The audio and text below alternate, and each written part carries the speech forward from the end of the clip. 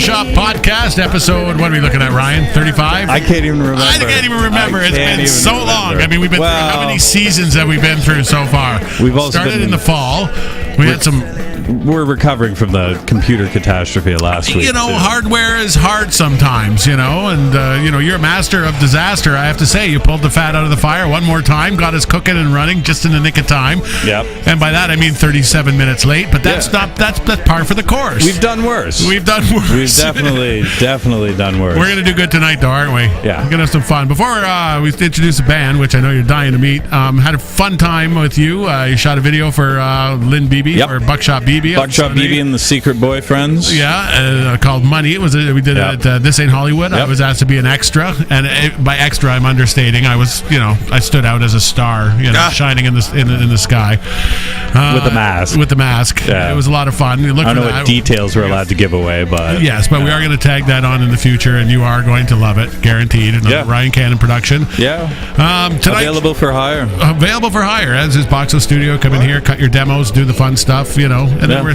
connected with all kinds of guys, like some of the cats we have in the studio tonight, you know, professionals, wear many different hats, been part of the music scene for a long time, and we have Perennials in. Perennials, Hamilton rock and roll, has a distinctive sound, and you can hang your hat on it, that's for sure, and or set your watch to it, as Abe Simpson would say.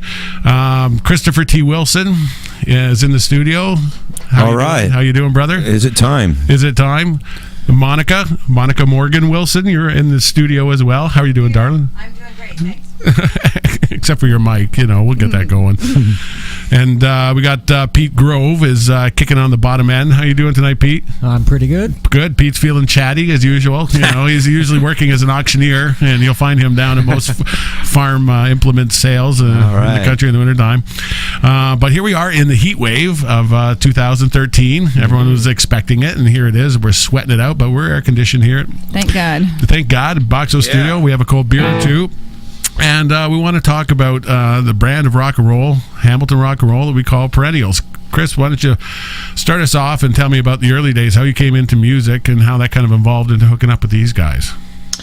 Well, just basically guitar started me in you loved the sound of the guitar. You fell in love with it as a young age. And just started. I always believed, and I still do, in the guitar for some reason, even though a lot of things have changed.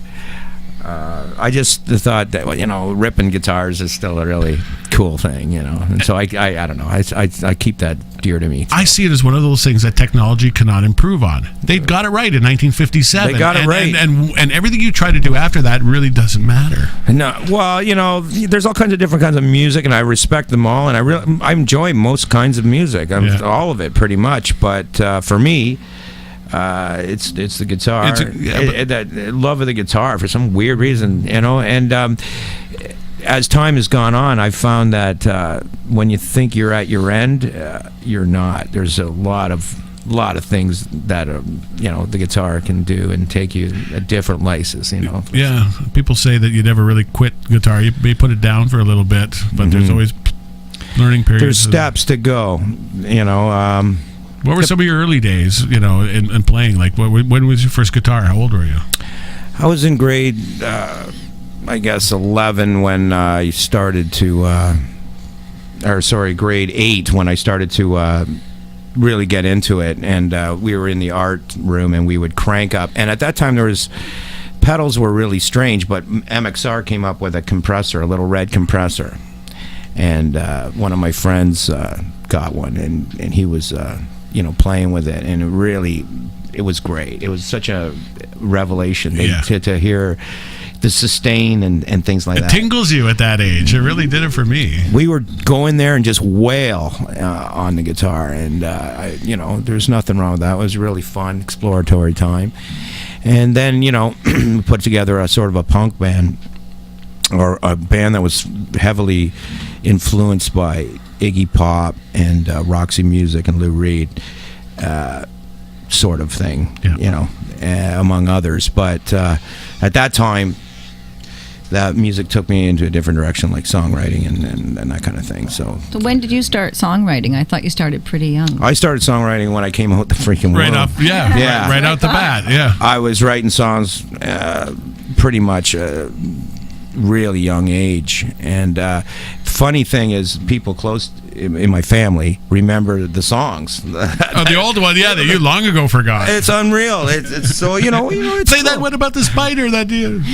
Sometimes when you're doing music, you don't realize, or me personally, I didn't think some of the music was gonna stick around. Right. But when I went back to remix it and release some of the music from the past, I thought it stood up fairly well. So now I don't underestimate. I don't take things for granted. I work on them really hard, and I try to give them a fair shake. And give yourself a fair shake, saying, I've gotten better, but it's nice to look back at something you did when you were younger and go, that's not shit, and cut yourself that slack, because we're our own worst enemies, Oh, for sure. 90% That's of the very time true. we're hard on ourselves, and it's a matter of, playing music, Yeah. Okay, Monica, you just had a love of music, and you said, I got to play with someone, so I'm going to start learning the drums, or was the drums something? My daughter's 8, and she says, out of all of them, she says, the drums is what I got gets this my one. soul. I got this one. You got it nailed? I got this one. Okay. We were rehearsing and jamming in a basement with a bunch of guys, right? Yeah. And Monica, I started seeing her. And, instead of her standing around, I thought, she's just going to tell me, when are you guys done? Let's go out on a date, or let's go home. Yeah, I don't get this. So I'm like, I got to get her in the band. Yeah. And that way she can't go, let's go home. She knows it's not all fun either. There's a lot of slogging and carrying Really? and grief That's- and hassles. Oh, I everything. thought it was my great percussion that got me into it. That was a start. You knew she had rhythm, obviously, right? It'd be good. It was neat because when the band, one incarnation of the band split, then Monica got on the drums one day because she was playing percussion with us for a long time, and she sort of naturally played a beat that was really cool. And I thought, you know what, that's an instrument you might want to pursue. And then she ended up just drumming with us, and it turned into a different sound altogether. And she's just been really great on the kit for a perspective of musicians that I respect. Really, when they jam with her, they're all. She's not a schooled musician or anything. Yeah, but self-taught is the way to go. But her feeling comes across, and people like Pete. Pete's an excellent freaking musician, and he's just always went, okay, Monica's a drummer. Never questioned, never thought about it, just like bingo. And we've had great drummers down there, like Cynics and all the boys, Yeah, and it's I don't want to call it incestuous, but there's certainly a shark pool of really good musicians in this town. Oh, so yeah. It's like at There is. any time you could go like this and wave $100 and you can get anyone you want. Yeah, that's true, but it's not always that way. Like her drumming is very convincing, and you'll see. But I mean, I find it very. It's not too fancy, but it's got something in it. Yeah, it's got some earth to it, like some real believable shit to it. Yeah.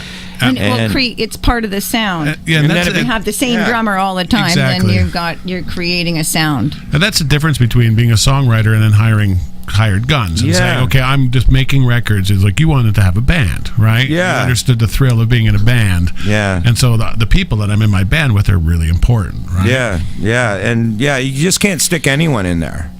Like, you can't replace Ringo, or you can't replace, you just can't stick anybody in there. It doesn't work, or it does work sometimes. I don't know what to call it, but to me, the music changes a hell of a lot. Yeah. But, the important thing is really, sometimes you got to roll with the punches and do what you got to do to keep it alive, you know what I mean? Keep Right. the spirit going.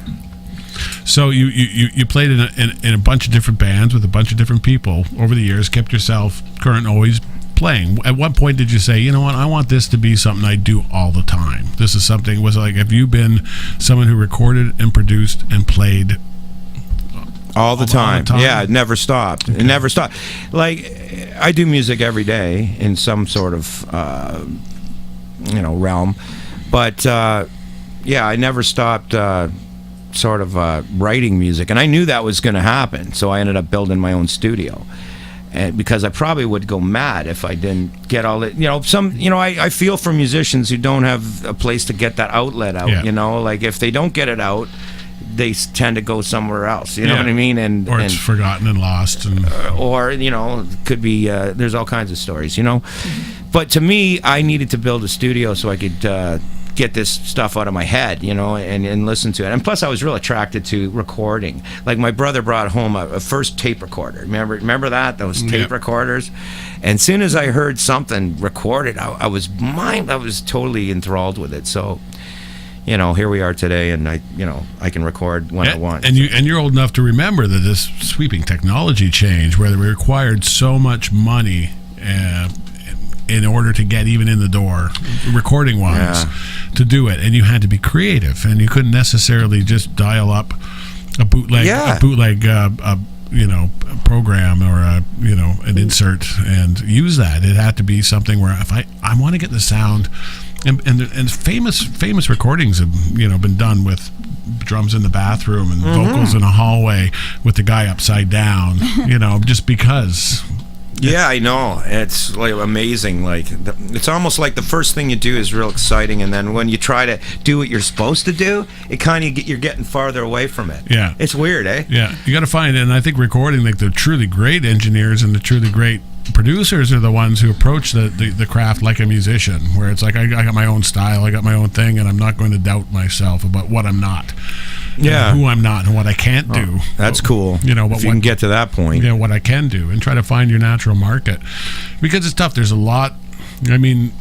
Lots been spoken about there not being enough venues, there not being enough support for music and the arts in general. But we're talking music here. But the people who are still find passion in it, and the people who have talent in it are out there, and the technology allows us to communicate that a lot more. We can actually for sure hear stuff and forward stuff, and I think that extra level of communication is worth it. Yeah, me too. Yeah, I think it is. I think it's worth it. Yeah, I started recording and decided I was going to build a studio back in the early 2000, somewhere around there. Started building my own studio. And the technology was in its infancy, really. The audio technology wasn't that good. They were, making simulators of this and that, and they were crap. And they just, But you know what? I've seen them come a long way, and the home studio is okay, and everyone's got a studio now, Because if we wanted to record our music back in the day, and if it was the same, it would have cost us so much money. And geez, you wouldn't be that close to it. We're right there with it now. Everyone's got their. You can hear everybody's music now. A bit of a trade-off. Yeah, a bit of trade-off. So, Pete, I want you to chat a little bit. Tell me about how long you've been playing with, or how long you've known Christopher. How long you've been playing with it, and tell me about how you see yourself in the Perennials or in Perennials. I don't know exactly how many years it's been at the point. About 4 years, I guess? 4 years, yeah. Something like that, yeah. Yeah. Time flies. Yeah. Actually, as we were sitting here setting up and Chris and Monica were chatting, I actually thought the first line I wanted to say on the show was, can you tell they're married yet? I think you know what I mean by that. Yeah, and you're caught in the middle. Oh yeah, he's caught in the middle, all right. But he's cool about it. Like he sees us go at it. Didn't come and pay a visit to our practice. That's great. He just tells me to throw a stick at him. There's your reality show right there. Where's Life Network? Funny. Screw them until I got it. You gotta come through me. I want my piece. But thankfully, I'm a bit older than them, so I did my first bar in '79, the old James Way, for anyone who remembers. Ooh, the James Way. Nice. Yeah, I think I got in my first bar in '79. I certainly wasn't playing then. And you, as far as playing, being a bass man, we've talked about it many times on this show. The difference between a frustrated guitar player playing bass and a bass player. He's a bass player. And a drummer appreciates a bass player. A guitar player appreciates a bass player, right? Have you always fallen in love with that instrument, and that's been what you wanted to do? Yeah, bass was my first choice. In fact, when I asked for one, my brother mistakenly bought a guitar, and they gave that to me for Christmas. So thankfully, my birthday was 15 days later, so they got me the bass. They got it right. That's a funny story, because Nicky Six from Motley Crue, that's why he played bass, because he wanted to play guitar, and he stole a guitar at a music store, and he brought it back, and his buddy's like, that's a fucking bass. It's not even a guitar. He didn't even know. He stole a guitar, so he learned how to play bass. Yeah, that was largely my reaction when I got the guitar. Yeah. Though, frankly, I wanted to be a drummer, but my mom wouldn't let me. So. We do have to swear at least once in order to put the explicit warnings, fuckity shit fucking. You got it out of the way. You got it out of the way, and then now you guys are all feel free, if you stub your foot or whatever, and do that. Yeah. So 4 years it's been the rough amount of time that Perennials have been playing together. This version, in this context, and we've recorded. We've been pretty faithful to playing all the time. We like playing. We like doing this. You know what I mean? So we've written quite a few songs, and our first effort is that our new record, This Is Tomorrow, and we also have a record in the can, and another one that we're working on too. So there's a lot of material, that we've come up with, and it was time to put that out, and the time is now. So we just that's it. We got that going now. Well, you'll be able to see the links on the barbershoppodcast.com website to your material, which is surely available for digital downloads, as well as the wonderful thing that old guys like us love to have. I'd like to at least touch something for my money. Oh, hey, that's a cool thing, man, to have an actual product. You know what I mean? And we got rid of the plastic too. Yeah, they got the good job. They finally figured out how. Figured out how to make People have been look asking like an for this for 20 years. I know. It's like how hard can it be? Well, it's like, with the plastic. F the plastic. Yeah. This is if you make a CD and you're a young person and you're starting to even not understand about the physical format. This is the format you want in. Is it called a Tetra Pak or what? Actually, we made that homemade. You made that homemade? Yeah. It's it's the nicest, and we see a lot of CDs, especially indie stuff coming in. This is the nicest packaging I've seen, most user friendly. Well done. Thank you very much, and really I'm going to thank Mike Rice and give him a shout out for that, because he'll tell you what happened. I had designed that, and I was on the way, like pressing the button to send it off to some place, disc makers in New York, and he came in, and I don't know him that well. He's a friend of Bill, another guy, and Bill, the singer in the other band, the Ziggy band. Billy Becker, friend of the show. Yeah. And he said, "Hey, man, are you making those covers or whatever?" He goes, I can do that for you.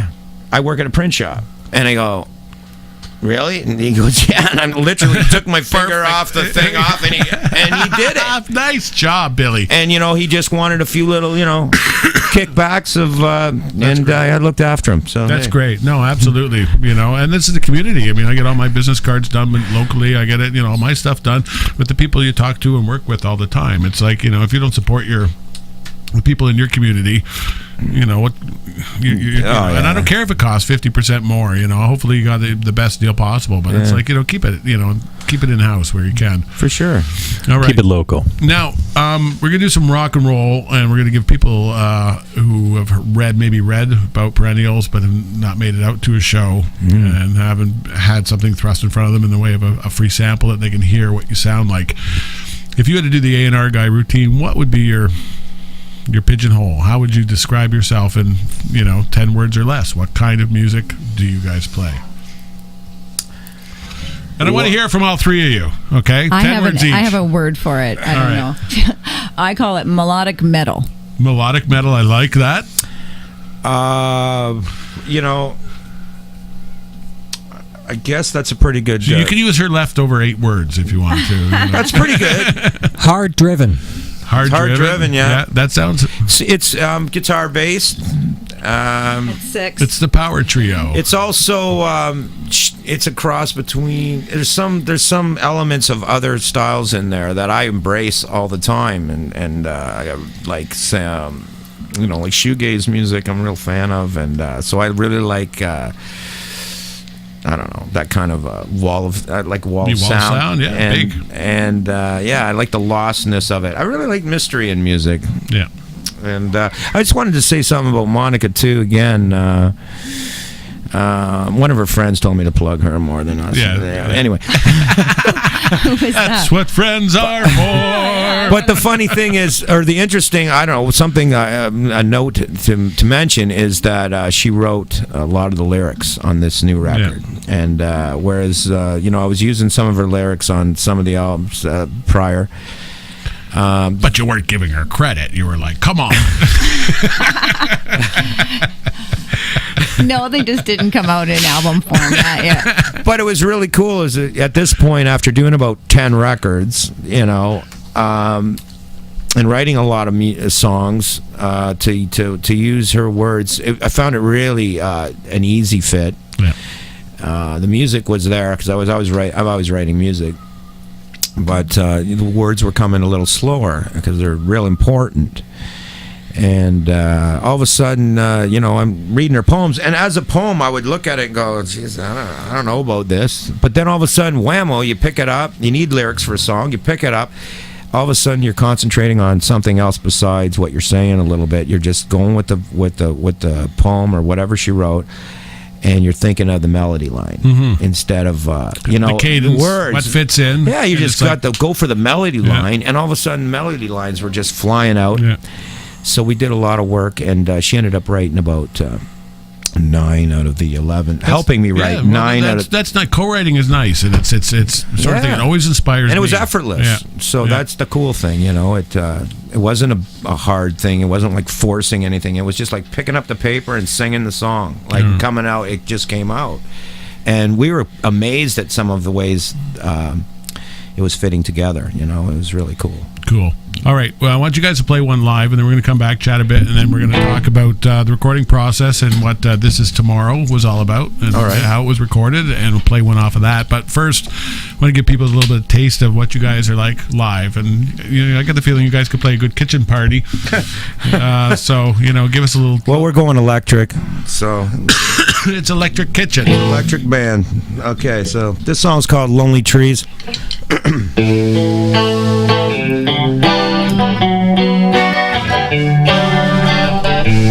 Memories follow me like shadows cast from lonely trees. I can't breathe, I can't see them can't feel them, I can't see them from afar. Now you're lying away. Oh yeah, yeah. Oh yeah, she's the first. She's alive. She's alive. I can't breathe like a crystal ball of lonely trees. I can't breathe, but I can see them shining down on me, yeah. I can't see the vanity. Now you're lying away. Yeah, yeah. Oh yeah, she's the first. She's alive. She's alive. She's alive. I swear to God. I swear to God. I swear to.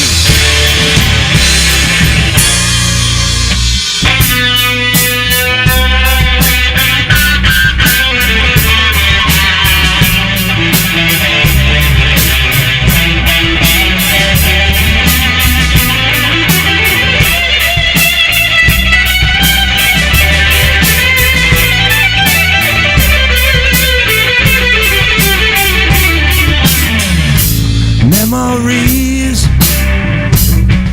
follow me like shadows cast from lonely trees. Well, I can't free them, I can't feel them from afar. Now you're lying away. Yeah, yeah. Oh yeah, she's the first. She's alive. She's alive. I swear to God. I swear to God.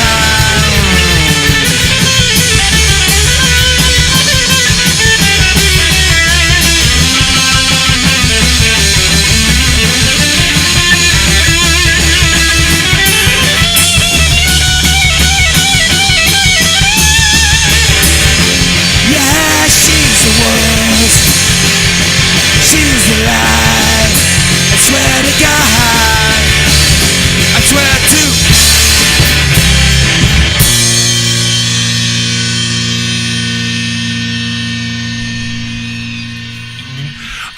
have a live performance that sounds as good as something I'd hear anywhere else. Like, you guys sound great. Oh, thanks so much, man. It's so great. So, playing together, like, did you find a click right away? Did everyone, like the three, when you started playing, say, okay, you know what, there's a groove here? Because I totally get where you're going. I think we did. I think. Well, Pete, we met in another band, and then he just said to me one day, he said, "Hey man, I feel like playing." So I'm like, well, hey, I need a bass player kind of vibe, and he was like probably the best bass player I've ever played with. So I just said, hey, dude, you want to come on in? You feel like playing? Let's try some of these, ideas, and man, it's just been great, man. Cool. Good solid head too, to Yeah. play with. You And don't have to worry about it. Yeah, exactly. Personality is a big deal. And you give him a cigarette and place to smoke. That helps too. Where's Big Blackie? I'm palming him. There we go. I promised I wouldn't steal lighter. I'm pretty famous for that. You can totally count on Pete. That's why we like him. Go to the can. Great. There's the beer went through me already. Yeah, no, there's one. We gave 2 beers. Well, I get the other one then. You get the other one. You get a cold one. He get the backup. He gets a pissy warm one. And that's when we're going to play 3 tunes off the album. And that's when we get to scatter and get cold beer and go to the bathroom. And you don't have to run because you're trapped behind the kit. I sure am here. So, and then you get at least a minute and a half to burrow your way out. Because, if you haven't been in Box the Studio, and a lot of people haven't, it's a basement, of a house. But it's 100-year-old house, and the floor was about here.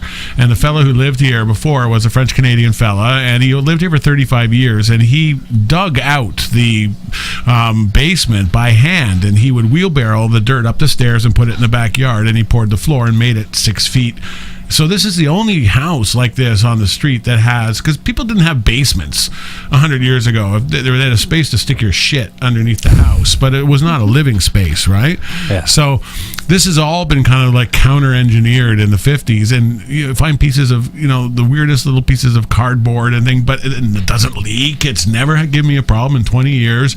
And these giant beams which were hewing off of you cannot get wood like that anymore. Yeah. And if you just get a nice little preamp, a nice old vintage preamp, but a decent mic, and you put it in front of a singer-songwriter who sits down here, the sound that this room produces is amazing. It's not built, it's built for when we rehearse. You can come in and rehearse. It's a good place to rehearse, but it's not ideally a place that you would come in for a recording studio. So to be able to come in and plug in and play electric in here and not have it sound like a bag of hammers. Thanks, man. It's a good job. That was a roundabout way to compliment you on your ability to go with the program, as it were. Oh, yeah. All right, so tell me about the latest CD, This Is Tomorrow. Was it a collection of songs you said, okay, we got enough shit to do an album, or did you sit down and say, let's do an album? Oh, wow. I think that we recorded about 30 songs over 2 years after Alien Sphere.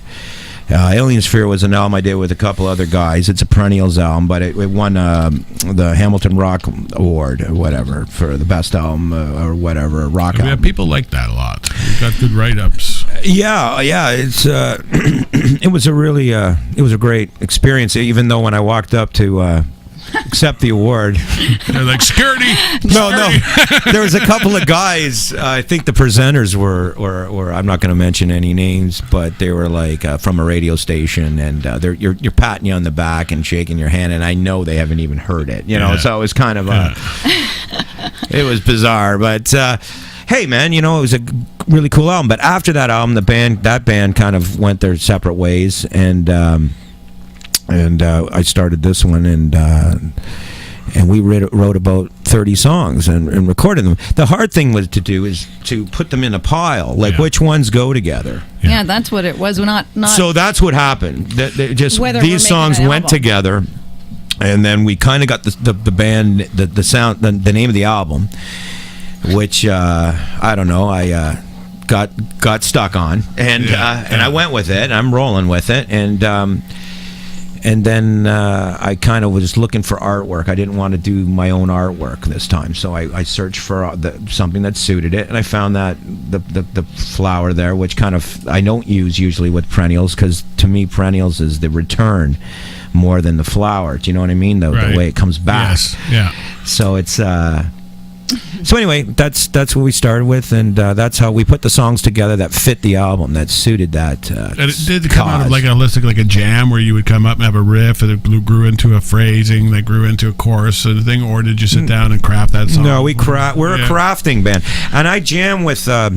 We do a lot of jamming at the house too, and I know the difference. In fact, I wasn't really a big fan of jamming for a long time, but I got coaxed out of it.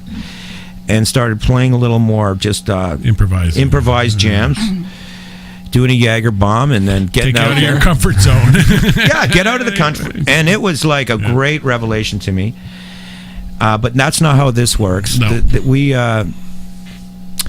write a riff, and if it, or say we write 10 riffs, and then we'll pick the best 3. The ones that you can't escape. Well, The ones that won't leave you alone. Stick in your head. You know what you might want to say is that we record ourselves every time. We record every time we jam. So what sticks to the wall, you know right away. Yeah, what was that little bit when we all giggled? I'll find that. Yeah. Amazing stuff comes out of when you record the jam. And he's a stickler on it. He's Chris. Yeah. Make sure you're recording every jam. You never know what's going to happen. No, it's true. I'm like, fuck, do I have to do it again? Yeah, it's a hassle. But he's right. Right on. All right, so the first tune I want to play off of the CD is Mad Lament. Yeah. Anything you want to tell me about the birth or the delivery of this song? Well, Monica wrote... Let me see here. I wrote a poem. The whole thing? Did you write that whole thing? I think you're using is there not like a little chorus? Oh, I wrote the. I always write the hook line. Yeah, the hook line's fine. And the filler. It's like the headline. They have a whole guy who writes headlines in newspapers, and that's his job, is just to do the headlines. So I wrote this hook, and I had no freaking lyrics. Yeah. So I pick up one of her poems. And it was like bang. Dr. Frankenstein started grafting it together, Need put the lyrics? head on it. Here you go. Yeah. And off we went. And real interesting. I found it a very attractive song, and I got stuck in it for a while happily. I spent a little bit of time with it. Never liked it. Finished. Worked on it for a while. Just till rounded off the edges and got what I got. And now I got a nice heavy track now. I'm really happy with it now. Right on. It sounds really heavy. All right. Well, this is Mad Lament off of This Is Tomorrow, latest CD from Perennials on barbershoppodcast.com. Nice.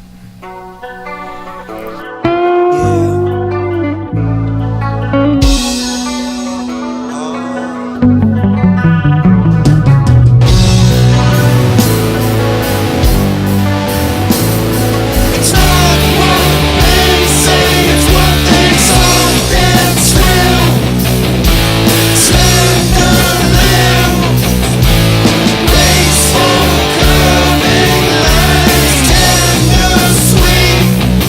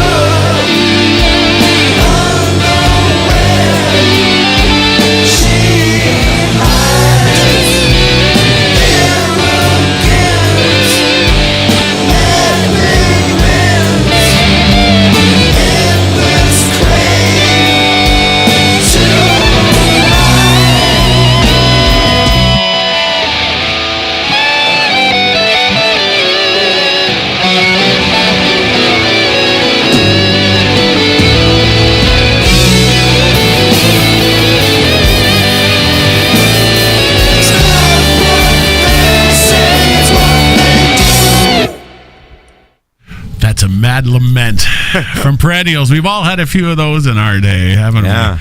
Nice job. And it's nice to hear your words, cast in stone. And it's nice every time you do a project. It's nice having something that has your name on it that you're proud of, right? Yeah, man. To be proud of it is the goal. The music's the reward most of the time. Yeah. You know what I mean? So that's always been it for me. Like, I really want to make it so that I like it down the road. You know what I mean? You put it back on and it's like, wow, man, that sounds freaking awesome. And that's what you really want to do, is blow yourself away, just like all those records blew you away. Yeah, and that's you have to remember that you take yourself out of that mix sometimes, where it's like, okay, I don't understand that there are people listening to what I do and going and getting it.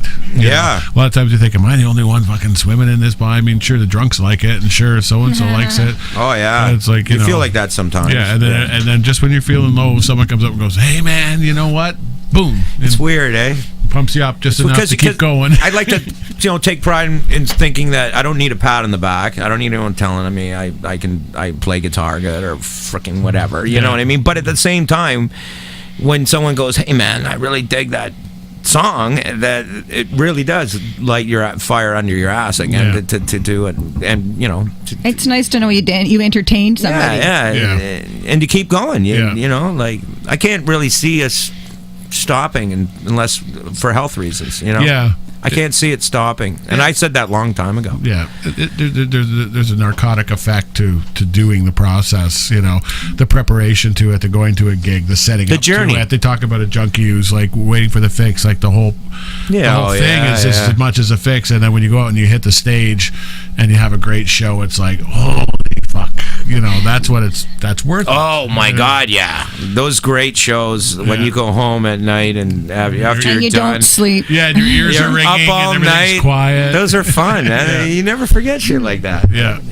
Well, and until you do it, you don't understand it. And when you do understand it, it's like, okay, And I pray, my daughters want to be musicians. And it's like, no, it's terrible. It's great. It's rough, but it's yeah. But then you also understand other people that you watch as well. Yeah. When you're watching someone else play, you know what they're going through. A little bit in a more unique way. Yeah. And I think that community is always going to be there. I think it's like any family. There'll be lots of bitching and fighting, but when push comes to shove, they stick together. It's a good. The musical community is one. Yeah. Where there is empathy, and our versions of who's a saint and who's an asshole is probably very close together. Where in general society they're separated by quite a bit. Where a lot of good music comes out of tension. Yeah. Yeah, very much. Like, it's freaking weird. Yeah. Like, for one, Van Halen, right? Like, those guys apparently hated each other. Even with Hagar, they hated each other or whatever. But they came up with some good shit in the early days. You know what I mean? From all that tension. Yeah. But sometimes when I record our jams, sometimes there's some tension between me and Monica. Yeah. And Pete sort of, sits out of it. I was just going to say, when Let's he said get tension, ready to rumble. But you listen to the recording, it sounds freaking great. Yeah, because there's just like something going on. There's some energy coming out. Oh, no, it's absolutely true. Like Brian will say, like when we did the Captain Easy CD 10 years ago, the song that we thought would be the first song we recorded, thought that'd be the easiest song, was the one that wasn't happening, and then finally we nailed it. Yeah, and then I erased it. Yeah, Ryan goes, I erased it. So you guys have been together for a while. Yeah. Gonna have to like do it again, and we nailed it on the first take the next time. But it had that fucking band so mad at that fucking engineer. Yeah, that's it. That's what I'm talking about. That they hired him to play in the band. Yeah, we hired him. We fired the bass player and hired him to play in the band. It was like shortly afterwards. That's what's going on those other records. Yeah. Like, I just mentioned Van Halen as a reference, but because those famous on you can't get away. And this is not a zeros and ones, X and O's kind of thing, right? Mm-hmm. These are the things that in an aura and that electron vibrating color thing that where music exists, right? People, it's like art. I don't know what it is, but I love it. It's like good sex. Yeah, and being a producer, this is the next thing. But it's a fine line. It's technical. Can't do it again the same the next night. No, it's got to be a wonderful variation on the same theme. Yeah. But you're same gig, right? When you're a producer and also band member, like what's it like for you? as opposed to being someone who's strictly producing someone else versus someone who's doing his own music. It's a little hell. It's a little like hell because I always complain about it, but I do it all the time. And that's because I'd rather have someone behind the board and turning the knobs and straightening out the levels. Like I can do it as best as I can before I go out there. Yeah, but no one can watch it. Yeah, no one's watching it, and it'd be kind of nice. Sometimes, it would probably be, nicer. But, at the same time, we're pretty successful in our little world at what we do in our own little studio. We're okay. We feel the same way here, don't we, Mr. Ryan Cannon? There you go. I think we're all brothers the same way, right? And you have the same philosophy we have here, right? It comes from the heart. It's real. It's with good people. It's going to resonate. I don't remember Paul Price drummy, when he was at the Inspirators, and he was this Rastafarian. Oh, right. Yeah, and he was a drummer, and he would come over here and jam with us 15 years ago or so. And we were playing something we called weed music at the time. Oh, it was really kind of trippy. He was great. We called it lounge, like an ultra lounge or something, but it was like basically blues at quarter speed, but it was like really kind of cool. And I remember looking at him and thinking and saying, is this music? Like, do you think people will like it? And he goes, do you think it's music? Do you like it? And I thought, how wonderful, He asked me my own questions back. You have to have your own opinion of things. If you trust yourself, and if you believe in that, you got to believe other people will too. You got to have an opinion too. Yeah. Like you can't just sit there and rely on someone else to tell you if something's good. Do you like this? Yeah. Give me an answer. Like either you do or you don't, right? Yeah. But you're always going to do your own shit. You're going to do a little bit more of your shit right now. So what kind of shit are you going to do for us? Okay, hey, we're going to do this. This is called Divine Desire. She wrote the words to this, and it's a really cool, playful take on a kind of, I don't know if it's R&B or blues or what, but it feels like something different than straight rock or metal or whatever. It feels like to me R&B kind of bluesy style feel. Right. So here we go.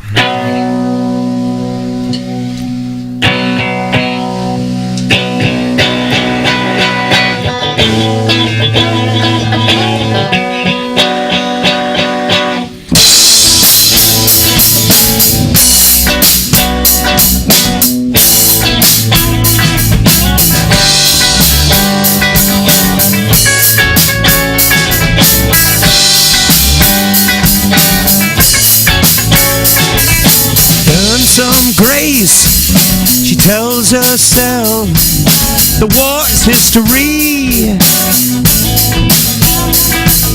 The loser triumph in the end. Mindless hearts can see. Yeah, mindless hearts can see.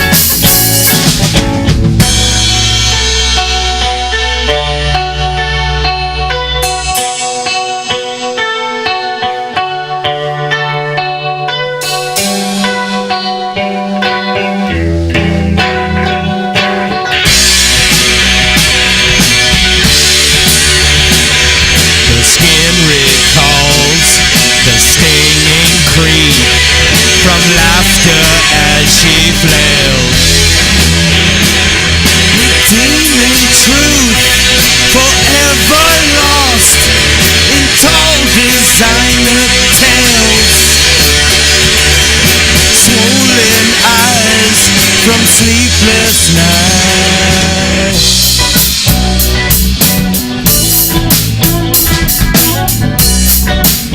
Time has writ a healing line, but won't erase the page. Oh, yeah.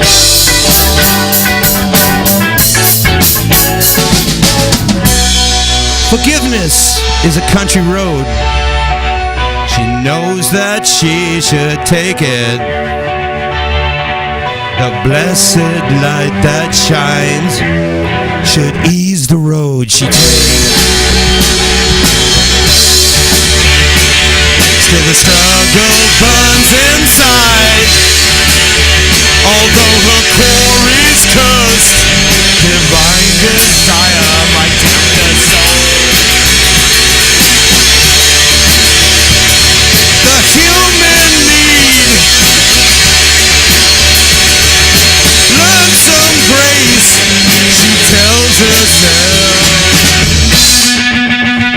metal always bends into a primal pose. When the haunted vision fets the stench upon her road, the skin recalls the stinging creep from laughter as she flails, redeeming truth forever lost in tall designer tale.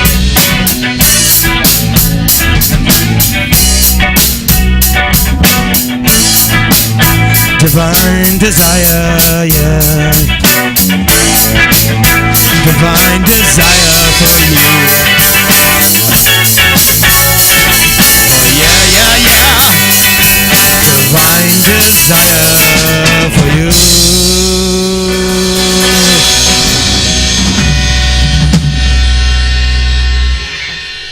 Ooh, yeah. Oh, yeah. I was lost for a minute there. I thought I was at a rock and roll show. I'm sitting there at the bar thinking, oh, damn, this band's pretty good. I think I'll come back here. Yeah. That show goes over really well live. It does. Or that song, sorry. Yeah. Live, then, the record we did pretty good on it. Don't say that. Well, no, I'm just saying. I mean, It's live. awesome on the record. It's awesome on the record, but live, it sort of Takes on its own. People really get into that or something. They find something in it. Right. So that's pleasing. Nice. Yeah. All right, so when the CD, the album, I don't know what to call it anymore. I call it an album. An album. It's not a freaking CD now. It's it's got no plastic. Yeah, and even album is non-definitive, right? In itself, an album could be anything. It's a body of work. Absolutely. So I think that'll transcend. So when you're working on the album, right away you say, I got 30 songs. Paring them down or looking at the ones and what order to stack them in, was that a natural process or was that a fist fight?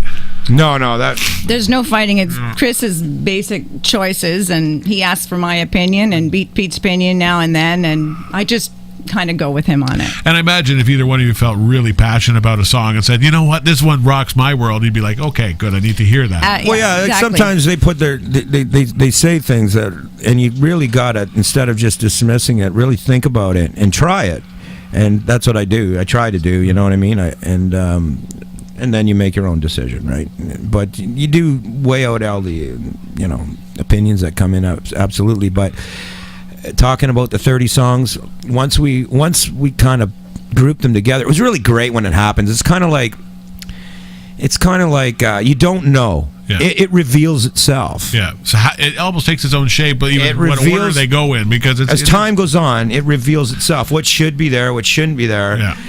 And then that would look good after this one, in between these two songs. And then after a while, I got the order, and I never flinched on it. And it's important. I mean, an album has to be in the right fucking order. I never flinched on it. You did flinch once. Well, maybe once, but it came better than normal things. Like sometimes you get, you get, people are fickle or whatever, you get bored. Yeah. So you change things just because you're bored sometimes, not the right reasons. Or your playlist comes up backwards for some reason. Not for the right reasons sometimes, right? But anyway, that kind of order, once I got it, I stuck to it, and I had to add a couple of new songs to the actual album, and as it revealed itself, I was trying to hold them back, but there's no holding back anymore. There were two brand new ones, weren't there?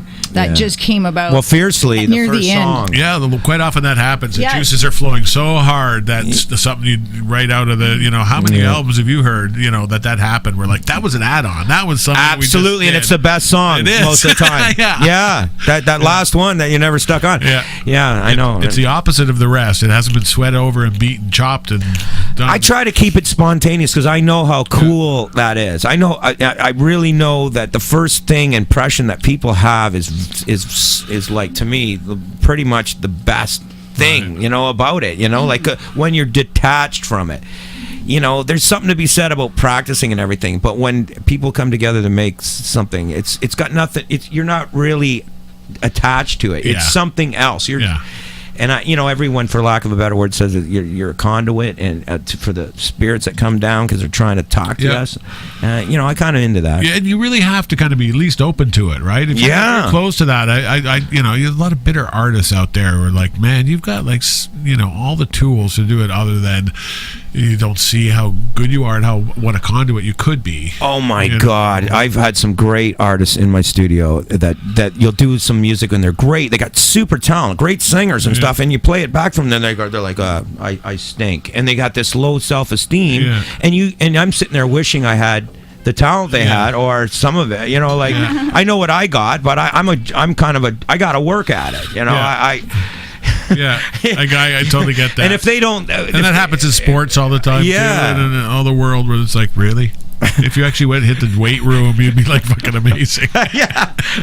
These guys. All right, I don't know if it's attached in any way to This Is Tomorrow, but tonight's the next one I'm going to play off the CD. Want to tell me a bit about that song?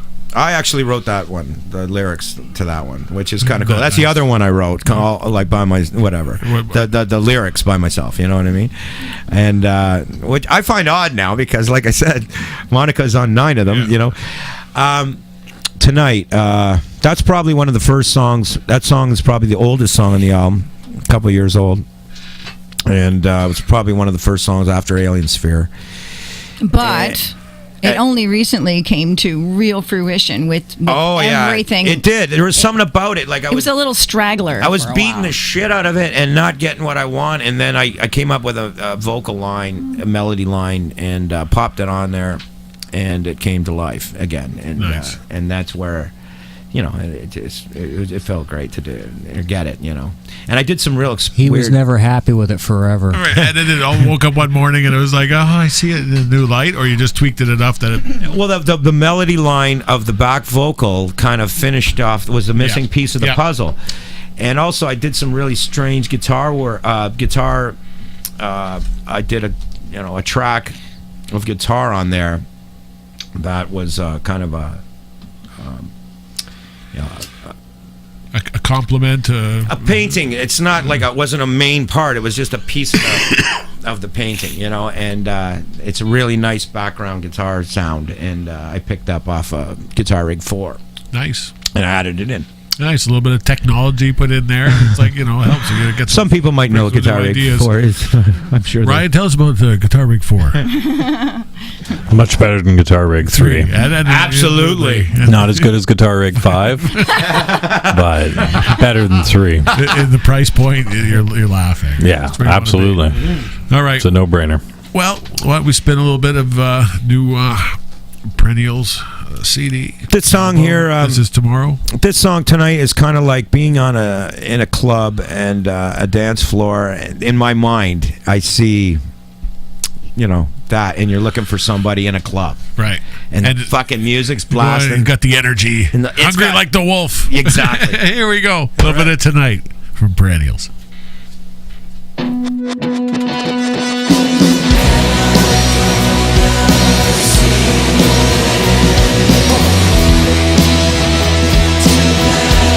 What's up?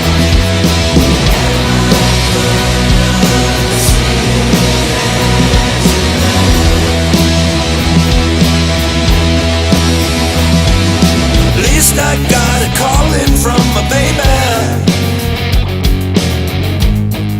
to slip away the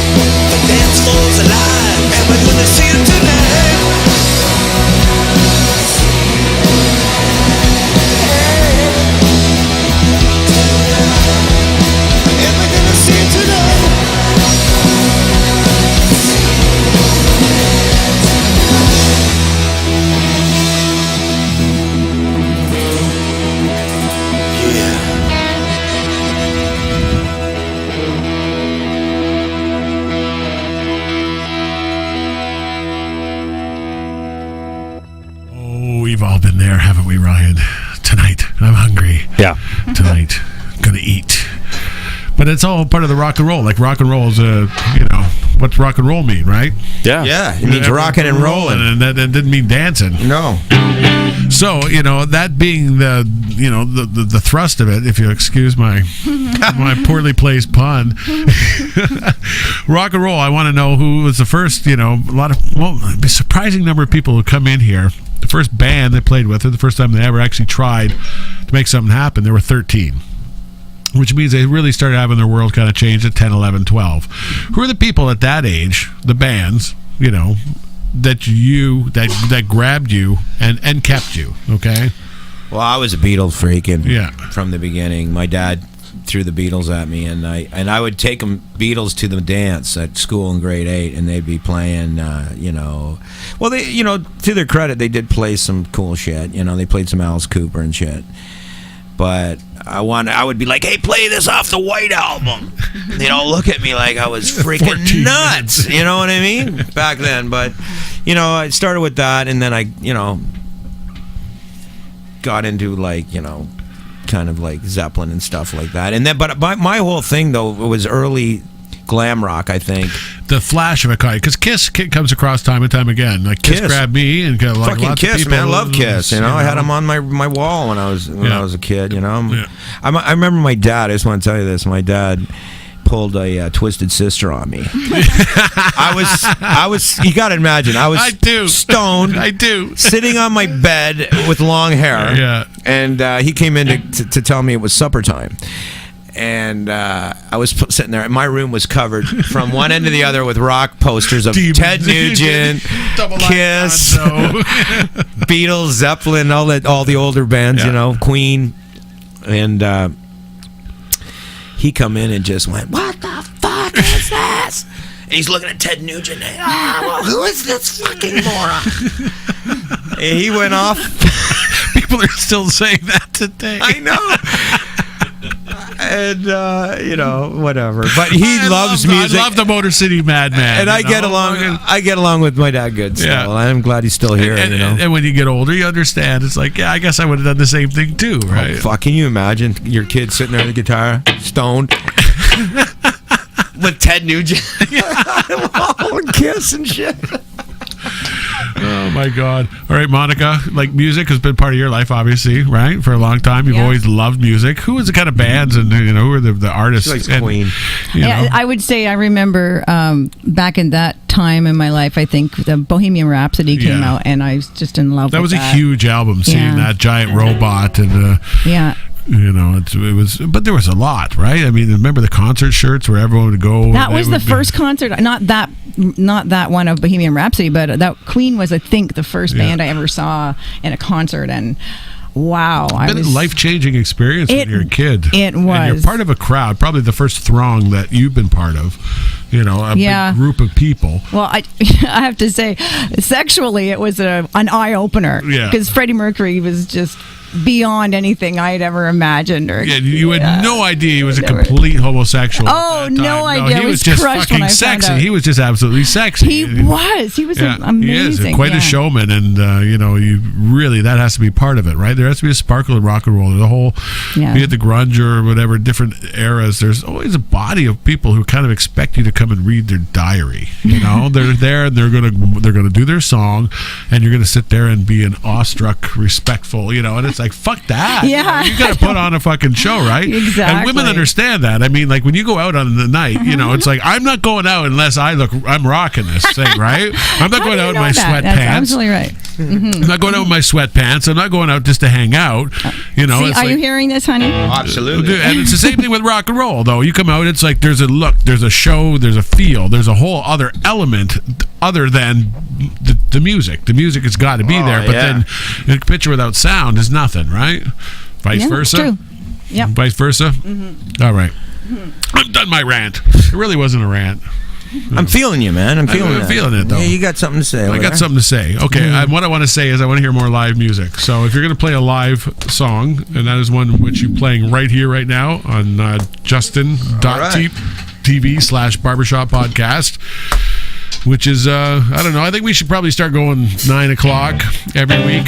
Maybe we can get some consistency in our weekly. 9 o'clock might be a safe bet. Okay, yeah, because even Once when we say 8 yeah. o'clock, it turns out to be almost 9 o'clock anyway. Fucking computers. Yeah, like, it's- I don't know. Probably better off staying with the 8 o'clock to make sure you hit them.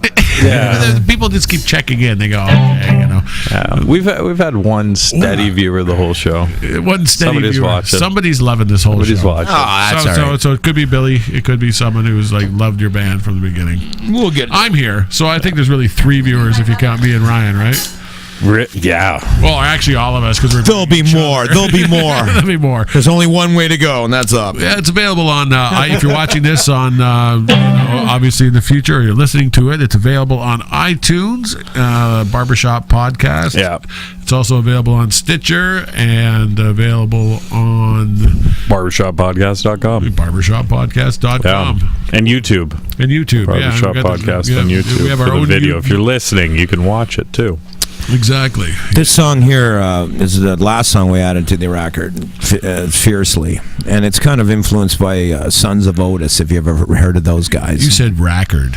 That's the best word I've ever heard. Record. That's how I always say it. That's the best. I'll footnote you on all future, but I'm going to use it from now on. Fuck, you got it, man. And believe me, it's very satisfying. That's a record. All right, let's have a taste.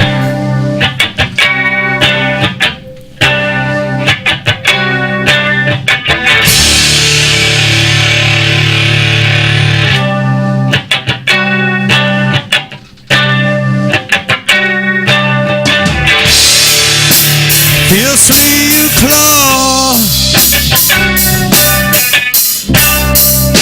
silent applause, stretch the imagination,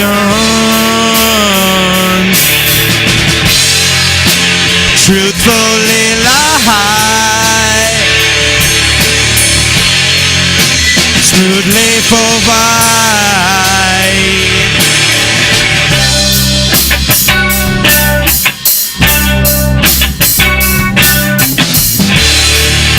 Excuses forgotten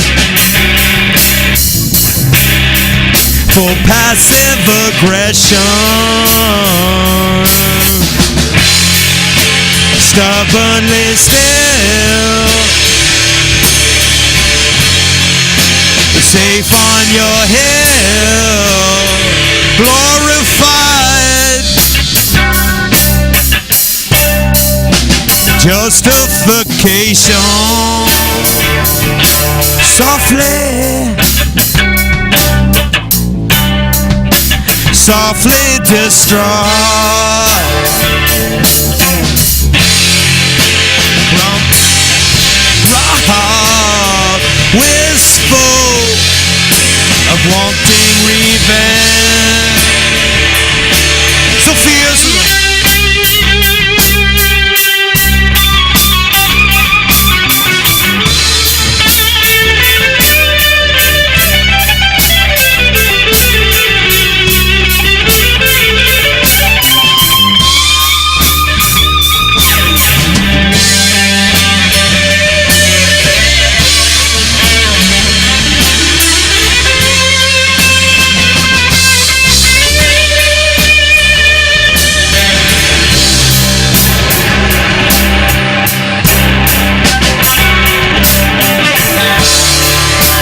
Fiercely you draw, inside in below, speed,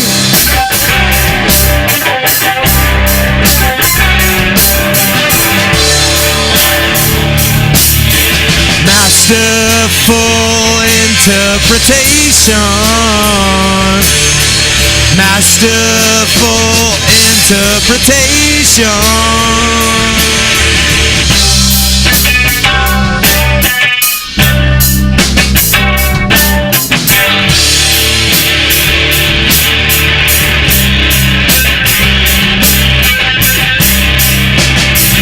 at the station,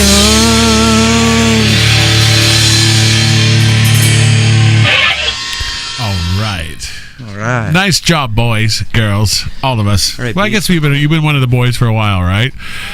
You get after a while, you just learn to say, you know what, I can roll with the boys, and that's like, and it's tough, to be in a in a band and to have that chutzpah, and then some rise to it and some don't, but it's like she just sits in there, man. I love it. That's great. It's great. And Pete, you must enjoy, having something steady to work with, right? And then you can develop a relationship. So I didn't ask you, who were when you were like young guy, when you were 11, 12, who were the bands and who were the people that you were kind of like hooked you on it? And I mean, a lot of times it's your friends and social thing, but a lot of times there's a band where you'd wear that patch on your jacket and you would identify with that. Who was that with you? That might be kind of hard.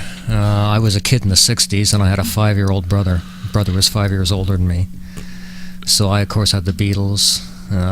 I bought my first album in 67. It was the Monkees. Don't laugh. No. Mine was Herman's Hermits. Oh. No. He loves the Monkees, man. Yeah. Monkees are great. Yeah. A lot of good California studio musicians on that album. Yeah. After that, I went into pop music with a lot of 45s, things like Signs by 5 Man Electrical Band. And what would you'd hear it on AM radio? Like, what would be the source, or it would be? Yeah, it would be AM radio. I didn't get into FM until the 70s, late 70s even. And for the young viewers, of which there've got to be thousands, right, Ryan? AM is amplitude modulation. That's where it bounces off the atmosphere. And FM is frequency modulation, which is a straight line broadcast where they'd actually take a radio wave and they'd send it through the air for free. It did happen, right? Thanks, Dr. Science. That's cool. I'm glad you told me that because I didn't know what the fuck. Now you know what it is. There you go. Because I remember my consumers distributing AM radio and listening to Buffalo stations, and there was like jazz and funky shit, and I'm like 10. It's like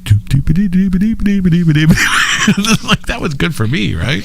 Yeah, but in 73 I heard Dark Side of the Moon for the first time. And that changed your life. Wow. Yeah. Like I hadn't heard anything like that. I hadn't heard a guitar that sounded like, there had been no guitar that had sounded like that up until that.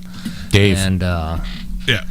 But I mean, for bass, aside from Paul McCartney, the obvious, people like Joe Shermy for Three Dog Night, Dee Murray from the Elton John Band. You see, and these are great. I've never heard, and I know exactly what you're talking about. These are people. These guys were really good bass Jaco players. Pastorius. Yeah, that's great. But who is like the bass player who, when you listen to something, go, fuck, that's the foundation that song was built on. Those two guys were heavy influences on me for sure. Because I would say there's no song, like no one's going to listen to your lyrics 2 or 3 times through to start getting the impact of lyrics unless their bum is swinging, unless there is that musical connection, Yeah. So you need to have something that starts in the bottom end before you can get to the top end. Well, I just got to say one thing. Like even in the like we're in a Bowie tribute band too, and together. And Pete, there's nobody could, as far as I know, anyone could play bass like in the Bowie shit like him. You know what I mean? Like. So I just want to take my hat off to him for that, too. So I just know when he translates into my music, it's great because you know what? He'll write the bass. Yeah. It's not like he's just playing bass. No, he writes the bass. That's why he does it, because he craves that shit to be able to write your own stuff, right? It's like you hear it and it's like, I write my stuff, It's like whatever. I know what I'm doing. He's not just going through the motions. He's like putting something into it. Like, and if you're doing 12-bar blues and you want someone who's just going to play that box, that's one thing. It's like, no, but I'm writing stuff, right? And it's like we're writing songs, we're crafting songs, like you said, and they're not all the same, and you can't, they're not all the same. And maybe 6 out of 10 of people wouldn't notice a difference. Maybe. Yeah. But the 4 out of 10 who do, sure as hell. And they'll be your centers of influence, and they're the ones who are going to say, you should give this a listen, Yeah. I'm a big proponent of that, and that's kind of why I touched on the jamming aspect early, where, some people have been playing as long as you. It's maybe earlier to come up with the bass part, but a lot of times coming and doing it live, it's nothing quite like it. Chris, your guitar's busted. Yeah, just mute that motherfucker. You're done, so you can. Yeah, as Ryan would say to me, as Ryan would say to me, off. I got it turned right off too. Well, it's not me. So who is it? Who's humming? Is it me? I am. It's the amp. It's coming from the amp. It's probably the amp. Yeah, it's probably Satan. You didn't turn it off. Bill Becker must have loved that. I blame Satan. It's probably. Probably the old 60 amp wiring in this house. But Yeah. That's It's part of the show now. I could have used a mean, solid state amp, but it doesn't sound as bitching when it's working, you know. So you go with good the job, tube Pete. amp, That right? was awesome, man. You know, good job all the way around. Thank you very much. All right, so I want to hit another song from the album. Here Comes the Night. Here Comes the Night, which again tonight. Oh, Here Comes the Night. This is more dark, man. It's completely different. This is like you know. This Here is comes the debauchery. fucking night. It's this guy. Here comes Here the comes the fucking night. night. Okay, now we're This is a talking. different kind of club. Yeah. Yeah, this More of a is kosh. the back room of the club. Yeah. But it's fun. I like the song. It's a lot of fun. And did it go down easy when you recorded it, or was it? It went down absolutely simple because It was a jam, wasn't this one a This jam? is a live off. Yeah, this is a live one. I had it studioized, and it had a bit of. But the core of this song is something that was born out of a jam. Is it? Jeez, it goes way back. No, I don't know if know. it was that. The thing is, really, the cool thing I think about this song is that we wrote it probably a year ago, or maybe even pushing it even more, a year and a half. And the thing is, we stopped playing it in our jams. We just stopped playing it for a while, and then. For some reason, we just started playing it again. You originally played it with other drummers, I think. Oh right? yeah, okay. Well, So it goes with back me, a and little then with farther. other drummers, and then again. Yeah, we brought it back. We did. I did a studio version of it, and with the band, everybody got in on it, and I didn't like it. It didn't seem to have what I was looking, or whatever. It just didn't have. It didn't click this the way you Didn't have envisioned it in your head. It Yeah. didn't have always that happen. raw You know what I mean? But then But then we did it live off the floor. And it was like, oh man, this is cool. It's all nasty and effed up, and fucking, this is the one. You know all what I right. mean? Yeah. Well, here it is. It's got a little overdub of a guitar, some Egyptian guitar stylings. Nice. It's got a little flavor. Okay. A little flavor. A little guitar. flavor. So watch for that, kids. Watch for that, All kids. three of you. Here comes the night. Hope you're girls. Barbershoppodcast.com.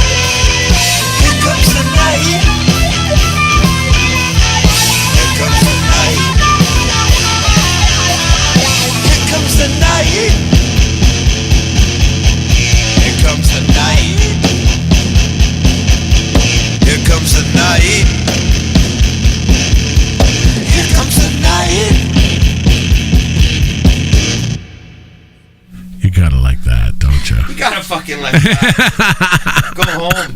Go home if you don't. There's no choice. No choice in the matter. Slap it down, rock and roll. Right now. That's so fun, man. That was great. I'm telling you, rock and roll is where it's at.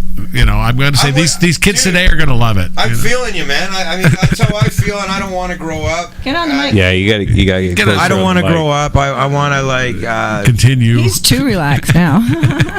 Well, the beer helped. But well, that's our part of our secret. You guys are genius. We're 280-pound Irishmen, is what we are. Yeah.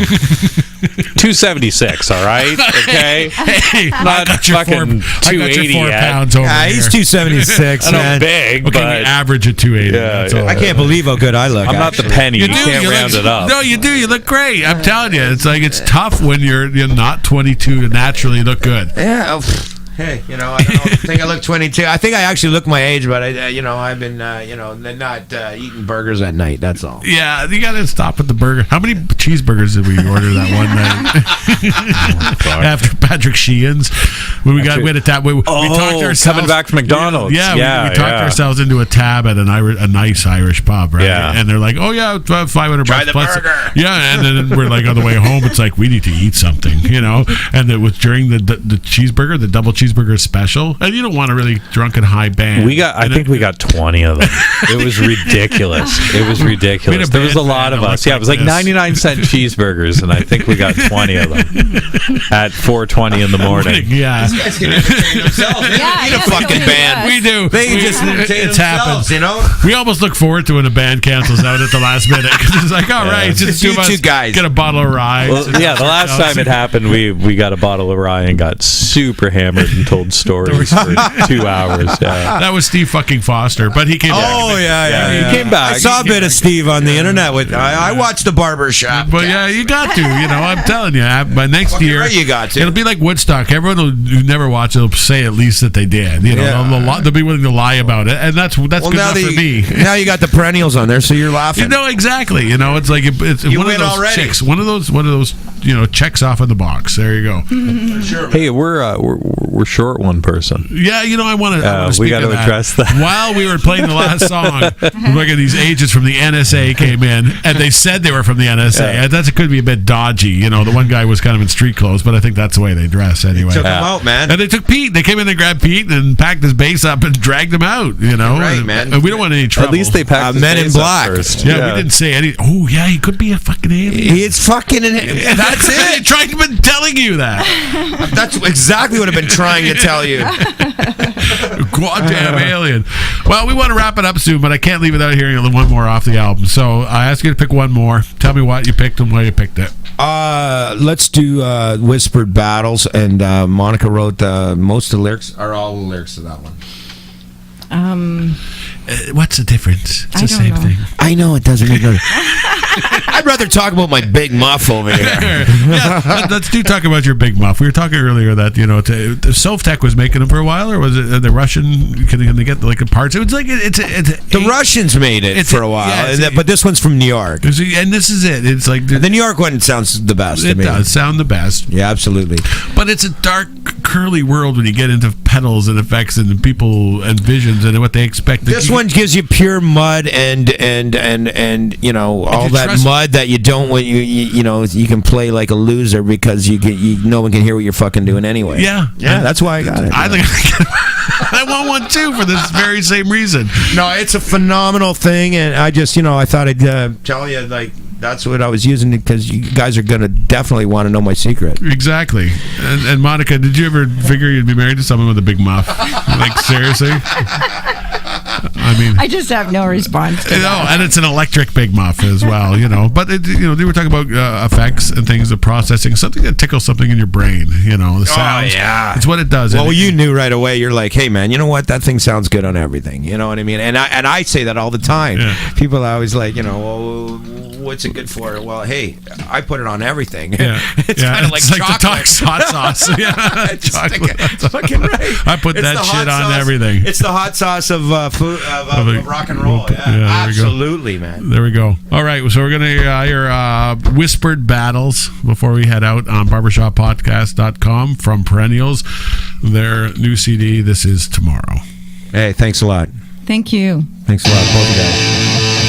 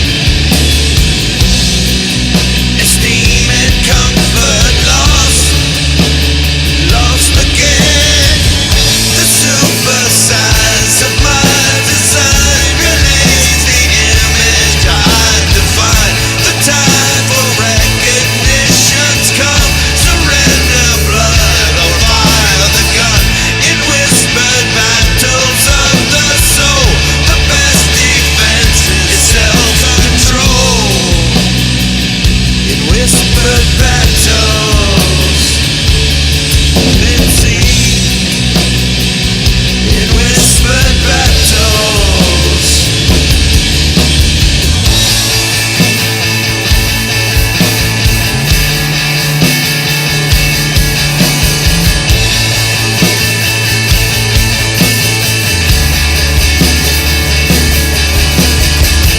Don't wanna start a sorry fight, so I got to scream into the night. This mess is more than I can bear, and it's getting so that I don't care. I don't care.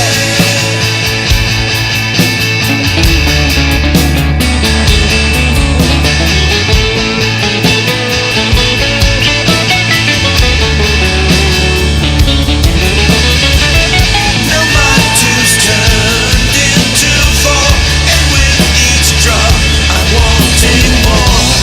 I just can't seem to pull it back. Desire rides a slick attack.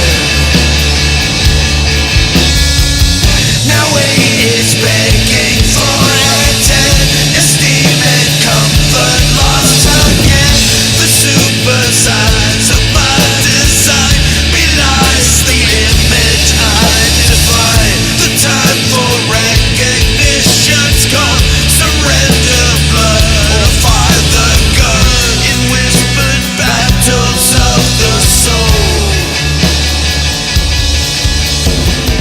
The best defense is self-control in whispered battles. I mean, that guy's such an asshole. Oh, shit. No, actually, we were like hanging on every word, as you should be, as you will be. So, like, I can't say it enough. The band's called Perennials for a reason, because they've been around forever and they're going to be around forever. They're going to play the brand of rock We ain't and roll. going away. We ain't going nowhere. Ain't going nowhere, and there's going to be notices, and you're going to... For real. For real. For real. And you got to find out a little bit of what they're about, what they sound like, what they think, what they feel, and that's what it's all about here at Boxo Studio.